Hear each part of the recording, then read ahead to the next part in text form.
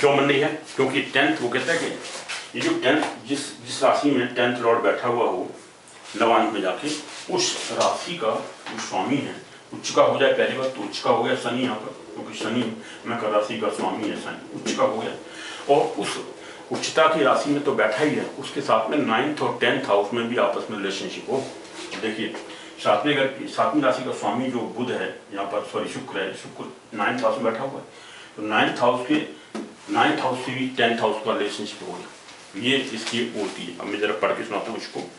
कहता है कि the lord of the navamsa sign, नवांश में जाके उसका स्वामी कंटेनिंग द 10th लॉर्ड, नवांश में जिस राशि में 10th लॉर्ड हो, 10th नवांश की राशि में 10th लॉर्ड जाके बैठा हो, containing the 10th lord, the Navan's sign which containing the 10th lord is exalted. The lord of that sign is here.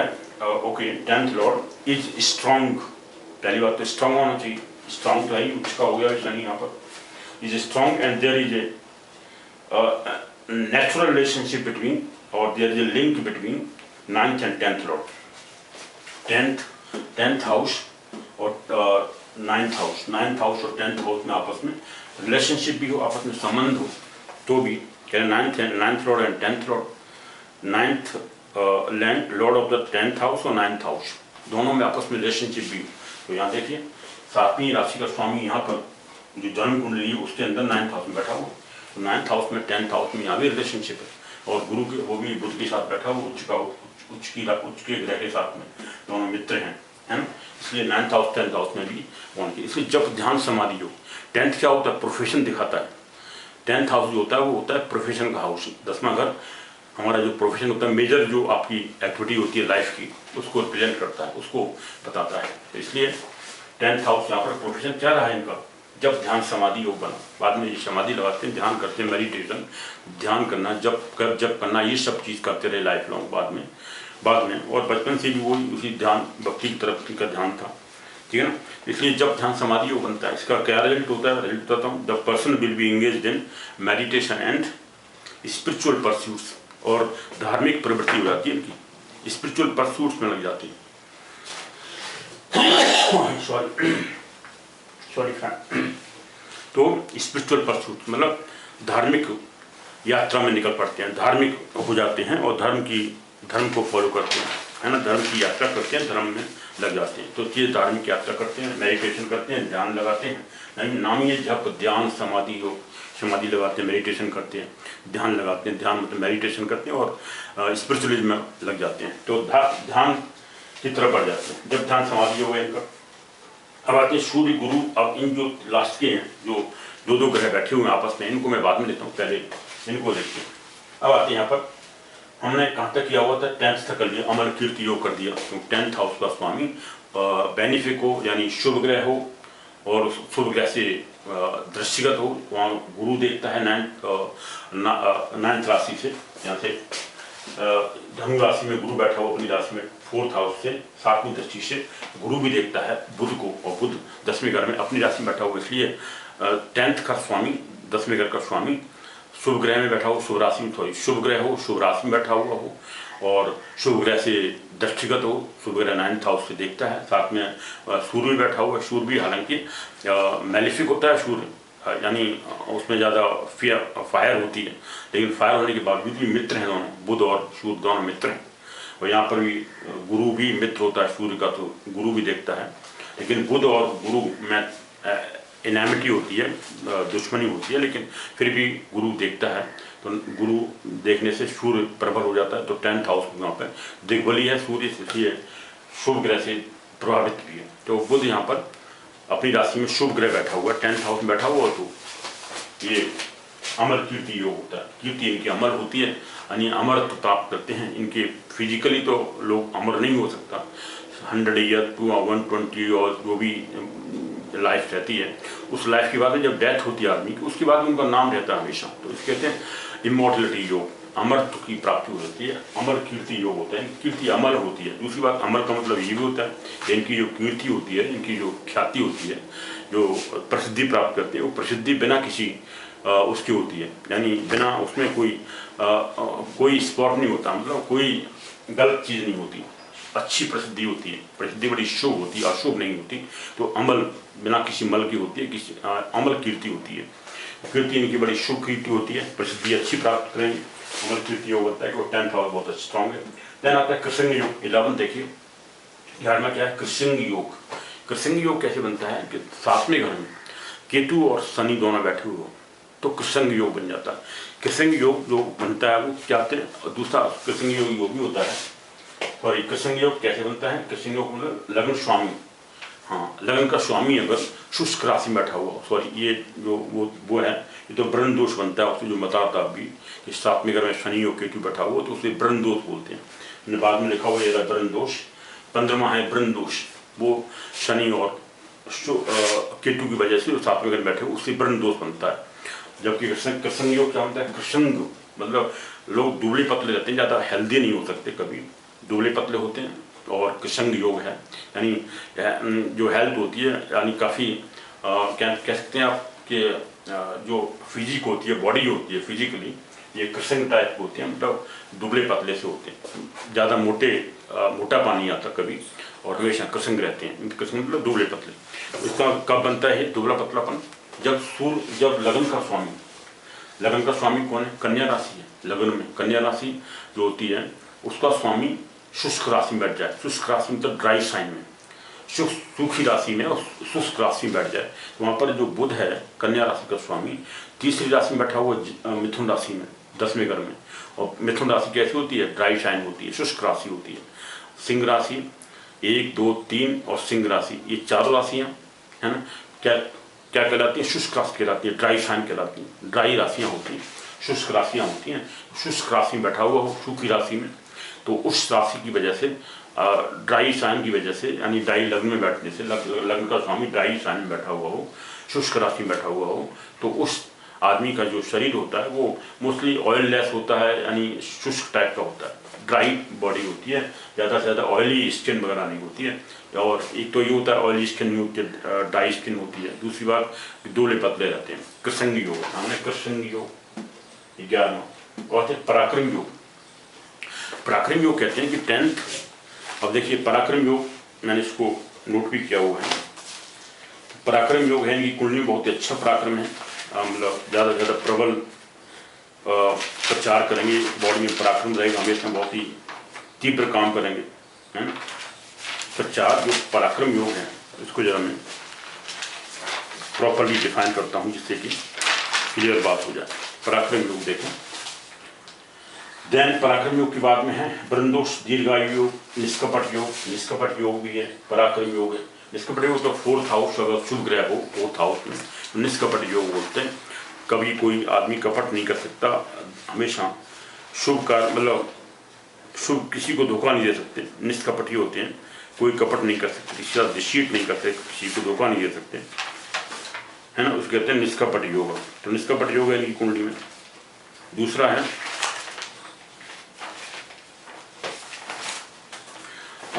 ये ब्रह्मदोष में बता चुका हूँ कि 7th हाउस में केतु और शनि दोनों बैठे हुए हैं, इस वजह से इनको अल्सर वगैरह की प्रॉब्लम हो सकती है, थोड़ी बहुत ये प्रॉब्लम आ सकती है। पराक्रम योग पहले बताता हूँ, ये 12वां है पराक्रम योग। पराक्रम योग कब बनता है, क्या स्ट्रॉन्ग होनी चाहिए। नेचुरली पराक्रम योग के लिए 3rd हाउस जो लॉर्ड होता है, 3rd हाउस का स्वामी जो होता है वो एक तो शुभ ग्रह बैठा हुआ हो, केंद्र में जाके बैठ जाए, शुभ ग्रह के साथ बैठा हुआ हो, इसे 3rd हाउस को पराक्रम योग बोलते हैं। 3rd house lord is in A benefic Navamsa. पहली बात तो बेनिफिक नवांश में जाके बैठ जाए। 3rd हाउस लॉर्ड कौन है, यहाँ पर मंगल है। 3rd घर का स्वामी, तीसरे घर का स्वामी कौन है, मंगल। मंगल एक तो अपनी राशि को देखता भी है, शुभ ग्रह के साथ बैठा हुआ है पहली बात, और नवांश में भी जाके शुभ ग्रह में शुभ राशि में बैठ जाए। नवांश में क्या बैठा हुआ ये मंगल यहाँ पर। हालांकि मंगल के लिए नवांश में जो राशि है वो नीच की राशि हो जाती है, लेकिन फिर भी शुभ ग्रह की राशि है, यानी चंद्रमा की राशि है, मित्र की राशि है, उसमें बैठा हुआ है। दूसरा है नवांश में जाकर के मित्र अच्छी राशि में बैठा हुआ हो, शुभ ग्रह की राशि में, और कंजक्ट और आस्पेक्टेड बाई बेनिफिक्स। पहली बात तो बेनिफिक्स से आस्पेक्टेड हो, साथ में कंजक्टेड हो, तो सिर्फ वही है कि जो लग्न राशि है यानी जन्म राशि है, उसी के जन्म कुंडली है, उसके अंदर ही 3rd हाउस का स्वामी शुभ ग्रह के साथ बैठा हुआ है और शुभ ग्रह से दृष्टिगत हो या तो शुभ ग्रह के साथ बैठा हुआ हो और अपनी राशि को देखता भी है, इसलिए बहुत ज़्यादा थर्ड हाउस स्ट्रांग हो गया है, क्योंकि यहाँ पर शुक्र के साथ गुरु ये मंगल बैठा हुआ है, मंगल अपनी राशि को देखता भी है सातवीं दृष्टि से, इसलिए थर्ड हाउस बहुत प्रबल हो गया, स्ट्रांग हो गया। एफर्ट्स का जो घर है, यानी एफर्ट्स मतलब प्रयत्नशील, बहुत ज़्यादा प्रयत्न करते हैं, एफर्ट्स ज़्यादा करते हैं, ज़्यादा उद्यमी होते हैं, तो उद्यम हाउस है, तीसरा घर कहलाता है उद्यम हाउस। तो उद्यम का घर है, उद्यम ग्रह और एफर्ट्स का घर है, ठीक है। तो इसलिए ज़्यादा से ज़्यादा प्रयास करते हैं लोग, प्रयासशील, बहुत ज़्यादा पराक्रमी होते हैं। Third house lord is a benefic Navamsa sign और कंजक्ट और आस्पेक्टेड बाई ये बेनिफिक कंजक्ट हो आप, और यहाँ पर नवांश में भी शुभ ग्रह शुभ राशि में बैठा हो, शुभ ग्रह के साथ बैठ जाए नवांश में। दूसरी कंडीशन है कि वो शुभ ग्रह के साथ खुद बैठा हुआ हो, शुभ ग्रह से दृष्टिगत हो, तो शुभ ग्रह के साथ बैठा हुआ नाइन्थ हाउस में, नाइन्थ घर में, क्योंकि वहाँ शुक्र कहाँ बैठा हो, मंगल कहाँ बैठा हो, शुक्र के साथ में, और दोनों ही न्यूट्रल होते हैं।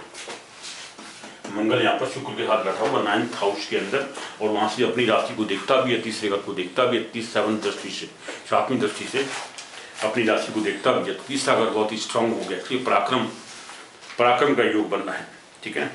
बेनिफिट्स एंड दिस, तो क्या हुआ, great courage is bestowed upon the person, आदमी के ऊपर बहुत ज़्यादा करेज रहता है, बहुत ही साहसी होते हैं, पराक्रमी होते हैं, साहस मतलब ज़्यादा मिल जाता है। तीसरा घर बहुत ही स्ट्रांग हो, और तीसरा घर का स्वामी आठवें घर में चला जाए, छठवें घर में चला जाए या 12वें घर में चला जाए और नीच का हो जाए तो प्रॉब्लम हो जाती है, बहुत ही वीक आ जाती, वीकनेस आती है, बॉडी लेजी रहती है, हमेशा लाइफ में कुछ कर ही नहीं सकते वो लोग।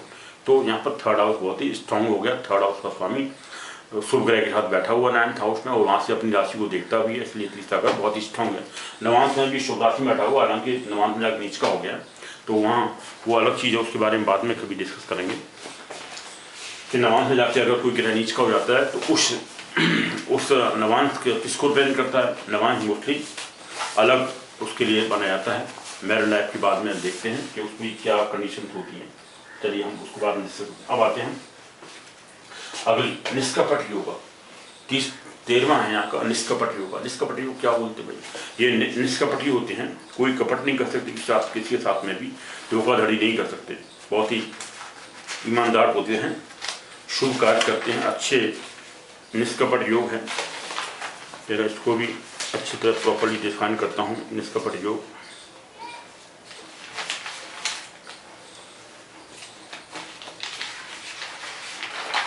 निष्कपट योग के लिए वैसे तो फोर्थ हाउस का स्वामी, चौथे घर का स्वामी शुभ ग्रह में बैठा हुआ हो, सॉरी शुभ ग्रह हो, शुभ ग्रह से दृष्टिगत हो और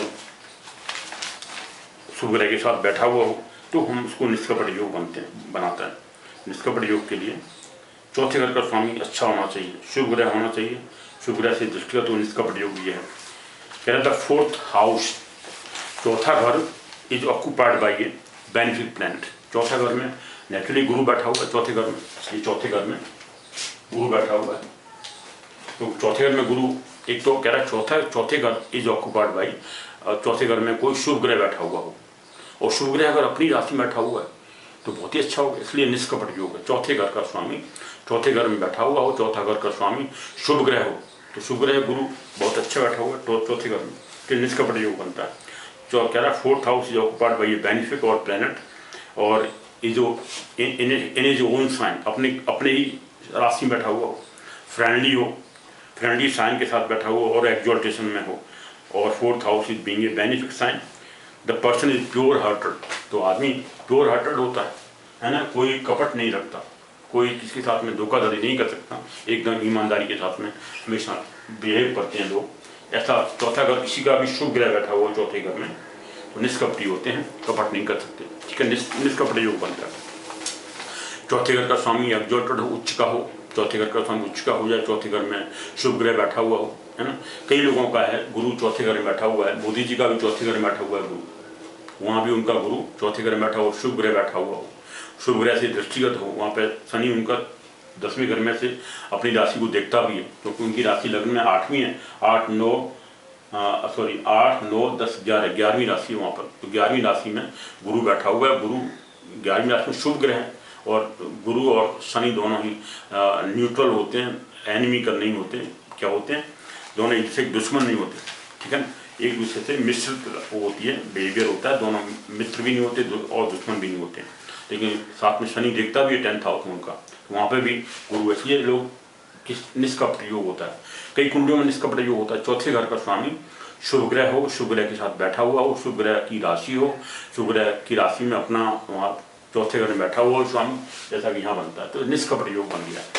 निष्कपट योग से लोग खाली नाम ही उसका निष्कपट योग, किसी साथ में धोखा नहीं कर सकते, प्योर हार्टेड होते हैं, ठीक है ना। The person is pure hearted, किसी को डिसीव नहीं कर सकते, धोखा नहीं दे सकते किसी को भी। तो ये निष्कपट योग बन गया जी, है ना, निष्कपट योगा योग। And stays away from secrecy and hypocrisy, hypocrite नहीं होते हैं, जो बोलना है बोलते हैं फटाफट सीधा, वैसा ही करते हैं, ठीक है ना, इसके निष्कपट योग। हिपोक्रेट नहीं होते हैं, कुछ कहते हैं कुछ करते हैं, ऐसा नहीं होता, निष्कपट योग होता है। इसलिए चौथे घर का स्वामी निष्कपट योग होता है। 13 हमने डिस्कस कर लिया, 12वां डिस्कस किया, 11वां किया, ठीक है ना। अब आते हैं महादीर्घायु। जैसे मतलब महादीर्घायु कब होती है? दीर्घायु नेचुरली महादीर्घायु को लग्न लॉर्ड शुभ ग्रह हो, लग्न का लॉर्ड ही तो दीर्घायु देगा। तो दीर्घायु देने के लिए लग्न का स्वामी शुभ ग्रह से दृष्टिगत हो, शुभ राशि में बैठा हो, शुभ ग्रह हो और अपनी राशि में उच्च का हो जाए, उच्च का हो, तो इसे दीर्घायु योग बोलते हैं। तो दीर्घायु योग के लिए लग्न के लॉर्ड का ज़्यादा इम्पोर्टेंस होता है उसमें। ये भी मैं दिखा देता हूँ आपको, जो प्रॉपर उसका वो है महादीर्घायु योग। अच्छा, दैन ब्रह्म दोष तो मैं बता दिया आपको, ब्रह्म दोष ये 15वां जो योग है वो है ब्रह्म दोष। ब्रह्म दोष के लिए 7वें घर में शनि और केतु बैठे हुए, मैलेफिक प्लैनेट दोनों। हालांकि गुरु की राशि है, गुरु देखता भी है 5वीं दृष्टि से, क्योंकि गुरु बकरी है, गुरु बकरी होकर के 3rd हाउस में जाता है। 3rd हाउस से 5वीं दृष्टि से गुरु यहाँ से बकरी होने की वजह से 3rd हाउस को भी 3rd हाउस में जाने से 3rd हाउस में भी जाता है। 3rd हाउस में जाके 5वीं दृष्टि से गुरु अपनी राशि को देखता है। तो गुरु की राशि है, शुभ ग्रह की राशि है 7वें घर में, तो इसलिए उसमें वो भी है, मीन्स निकलने की भी वो है आशा। मतलब जो कमी होगी, कमी मतलब ब्रह्म दोष है। ब्रह्म दोष का मतलब होता है अल्सर की प्रॉब्लम हो जाना, डिप्रेशन होना, माइंड में प्रॉब्लम हो जाना, कभी गैस ट्रबल हो जाना, ये सब प्रॉब्लम्स जो आती हैं उनसे वो उभरने की भी इसमें वो है दृष्टि, क्योंकि साथ में गुरु देखता भी है, गुरु की राशि भी है, न्यूट्रल प्लैनेट है, यानी दोनों एक दूसरे के दुश्मन नहीं है, गुरु और शनि। इसलिए गुरु की राशि में शनि बैठा हुआ है, केतु भी साथ में बैठा हुआ है, और केतु केंद्र में बैठा हो तो केतु यहाँ राजयोग बनाता है। केतु अगर केंद्र में बैठा हुआ हो और केंद्र में बैठा हुआ हो, शुभ ग्रह की राशि में हो, शुभ ग्रह से दृष्टिगत हो, है ना, तो कहते हैं, और उस राशि का जो स्वामी अपनी राशि में जाके बैठ जाए, तो 12th राशि यानी मीन राशि का स्वामी गुरु अपनी राशि में बैठा हुआ है, इसलिए केतु पर राजयोग बनाता है। इस राजयोग के बारे में भी हम कभी डिस्कस करते हैं कि केतु जो होता है राजयोग बनाता है केंद्र में बैठा हुआ हो तो, और केंद्र की जो जिस राशि में बैठा हुआ उस राशि का स्वामी उसको दृष्टिगत करता हो, या उस राशि में अपनी राशि में जाकर उच्च का हो जाता है, उच्च का हो जाए, या अपनी राशि में जाके बैठ जाता है। तो यहाँ पर गुरु जो 12वीं मीन राशि है उसका स्वामी गुरु अपनी राशि में जाके बैठ गया, इसलिए केतु यहाँ पर राजयोग बनाता है। इसलिए हम इसको नेगेटिव नहीं कह सकते, पॉजिटिव ही है, ठीक है ना। इसलिए ब्रह्म दोष होने के बावजूद भी उसमें से निकलने की इसमें वो है, शक्ति है, ठीक है ना। तो अब आगे हम एक महाजो दीर्घायु योग है, वो मैंने पहले वैसे डिस्कस किया हुआ है कि चौथे घर जो शुभ ग्रह देखता हो, लग्न के स्वामी को शुभ ग्रह की राशि में बैठा हुआ हो, तो महा दीर्घायु योग है ना। लग्न लॉर्ड को स्ट्रांग होना चाहिए, तभी दीर्घायु बनती है। अदरवाइज दीर्घायु कितना भी आदमी अच्छा हो और लगन का स्वामी अगर खराब होता है तो उसकी बीमारी रहती है लाइफ में, कभी ये महादीर्घायु है।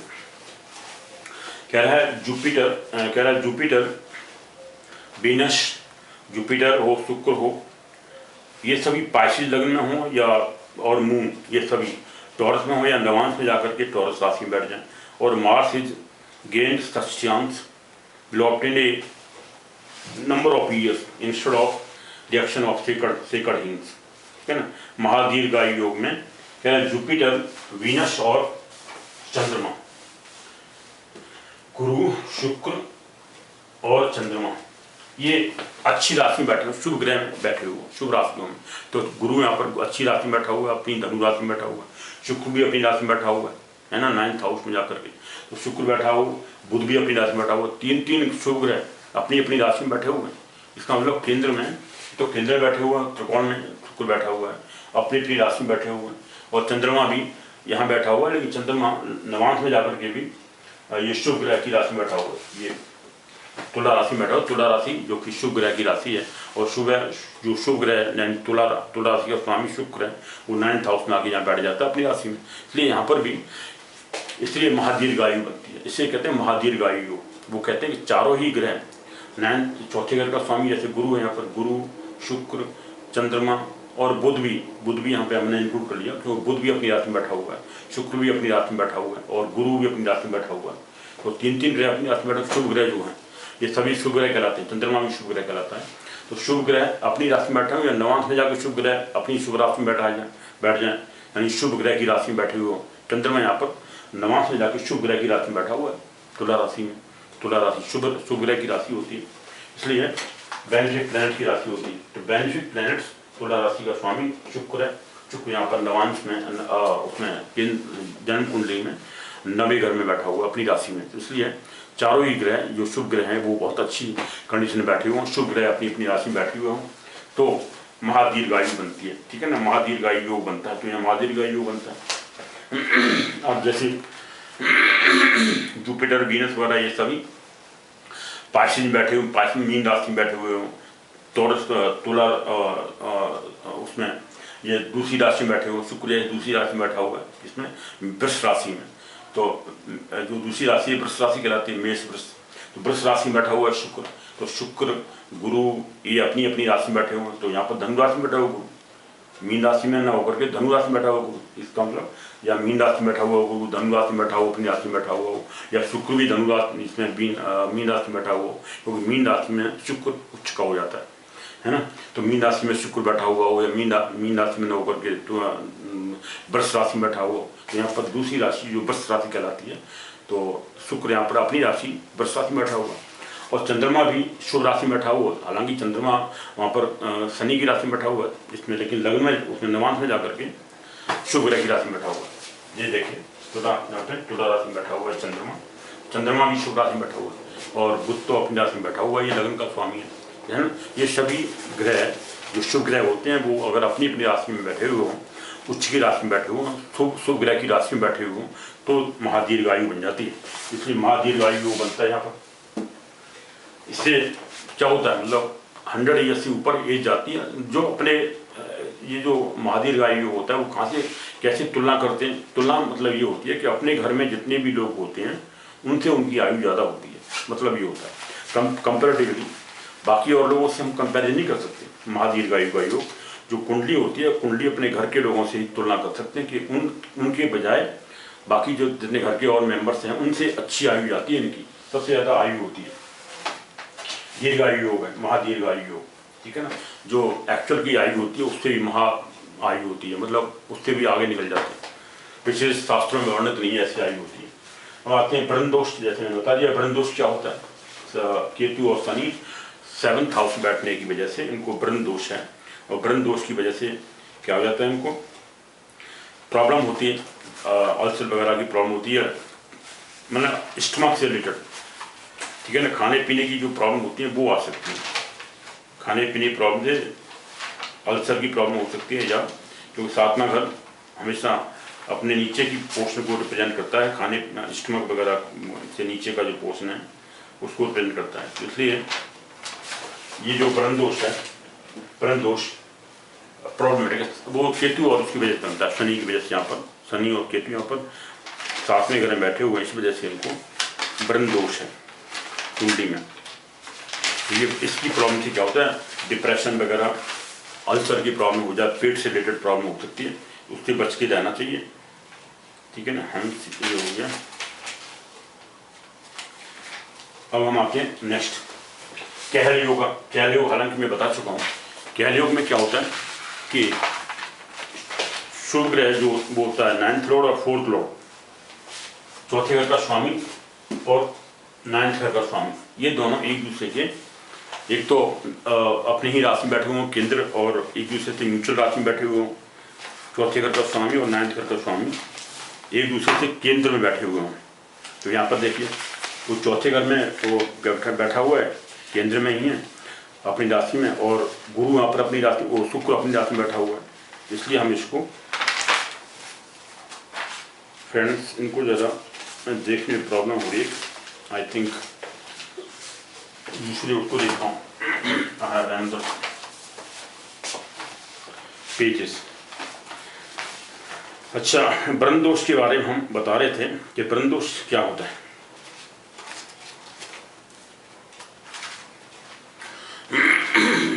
ओके, ये हम बता चुके हैं, नल योग वगैरह ये सब, नंबर कीर्ति योग, कहल योग। पहले कहल योग पे आते हैं। ये कहल योग जो है ये 16 नंबर 16वां नंबर कहल योग। कहल योग कैसे बनता है, हालांकि मैं पहले बता चुका हूँ। ये lords of the 4th and the 9th, मैंने बताया ना, चौथे घर का स्वामी और 9वें घर का स्वामी, 4th लॉर्ड 9th लॉर्ड, यानी चौथे घर का स्वामी और 9वें घर का स्वामी should be in kendras from each other and the lord of the lagna should be strong. और एक तो लग्न का स्वामी बहुत ही स्ट्रांग होना चाहिए। तो यहाँ बुध अपनी राशि में बैठा हुआ है 10th घर में, 10वें घर में, उच्च का अपनी राशि में बैठा, उच्च का नहीं, अपनी राशि में बैठा हुआ। और दूसरा 9th हाउस का स्वामी, और 9th का स्वामी कौन है, बुध, यहाँ पर शुक्र है, शुक्र अपनी राशि में बैठा हुआ है और गुरु अपनी राशि में बैठा हुआ है। तो ये केंद्र में, एक तो गुरु यहाँ से वैसे बकरी है, बकरी 3rd हाउस में चला जाए, तो 3rd हाउस से दोनों एक दूसरे से एक साथ केंद्र में बैठे हुए दूसरे से। तो यहाँ पर भी 9th लॉर्ड और 4th लॉर्ड, चौथे घर का स्वामी और 9वें घर का स्वामी एक दूसरे से केंद्र में बैठे हो, पहली बात। दूसरी बात है कि लग्न का लॉर्ड बहुत ही स्ट्रांग होना चाहिए। तो लग्न का स्वामी यहाँ पर बुध अपनी राशि में बैठा हुआ है, इसलिए वो भी स्ट्रांग है, मतलब अच्छा है, ताकतवर है, शुड बी स्ट्रांगली डिस्पोज्ड। और 4th लॉर्ड इज एक्सॉल्टेड और in is own sign, own house. चौथे घर का स्वामी अपनी राशि में बैठा हुआ, ये भी ये कंडीशन, चौथे घर का स्वामी अपनी राशि में बैठा हुआ हो, लगन का स्वामी स्ट्रांग हो, तो भी बनता है कह लियो। अच्छा, और 9वें घर का स्वामी और चौथे घर का स्वामी दोनों एक दूसरे केंद्र में बैठे हुए हो। एक तो बात यह है, केंद्र में तो नहीं है, हालांकि त्रिकोण घर में और चौथे घर में है दोनों एक दूसरे से, 9th हाउस में वो दोनों एक दूसरे केंद्र में नहीं है। लेकिन क्योंकि गुरु वैसे बकरी भी है, तो पीछे जाने पर एक साथ बन जाएगा, 3rd हाउस और 9th हाउस दोनों एक दूसरे से एक साथ की घर में आ जाते हैं। तो एक केंद्र होता है, 7वां घर भी केंद्र कहलाते हैं, तो केंद्र की पोजीशन में आ जाते हैं। लेकिन वो नहीं है कंडीशन। दूसरी कंडीशन क्या है कि चौथे घर का स्वामी अपनी राशि में बैठा हुआ हो, शुभ ग्रह हो, अपनी राशि में बैठा हुआ हो, और लग्न का स्वामी उच्च का हो, लग्न का स्वामी स्ट्रांग हो, लग्न का स्वामी ताकतवर हो, अपनी राशि में बैठा हो, लग्न का स्वामी बुध वहाँ पर है ना, मिथुन राशि में बैठा हुआ है, मिथुन राशि का बुध स्वामी होता है, इसलिए स्ट्रांग है। तो बुध लग्न का स्वामी स्ट्रांग हो गया, तो उसे कहले बोलता है। इससे रिजल्ट क्या मिलता है, the native will be self determined.